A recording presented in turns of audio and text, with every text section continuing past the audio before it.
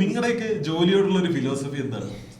എനിക്ക് ജോലി വളരെ ഇമ്പോർട്ടന്റ്. ഞാൻ ജോലി എടുക്കുന്ന ഒരാളാണല്ലോ, അപ്പൊ ഇതിൽ ആധികാരികമായിട്ട് ആക്ച്വലി എനിക്ക് ഒരു ദിവസം രാവിലെ എഴുന്നേറ്റ് കഴിഞ്ഞാൽ കുറച്ച് പണിയെടുക്കണം രാത്രി എത്തിക്കുന്ന മുമ്പേ. അല്ലെങ്കിൽ ഞാൻ രാത്രി എത്തിക്കുന്ന മുമ്പേ ഡിപ്രഷൻ അടിച്ചു പോകും. എനിക്ക് ആങ്സൈറ്റി വരും.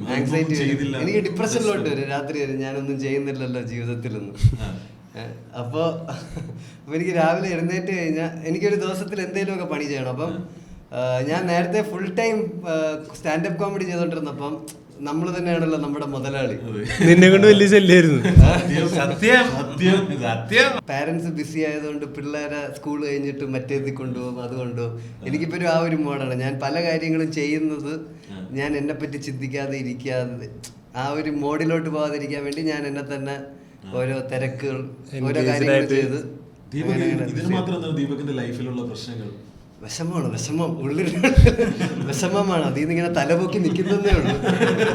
അതിന് എന്ത് തലപൊക്കി നിൽക്കുന്ന വിഷമാണ് തലപൊക്കി നിൽക്കുന്നത് ഇടയ്ക്കിടയ്ക്ക്. മുതലാളി ഇന്നില്ല അടങ്ങിക്കിടക്കവിടെ.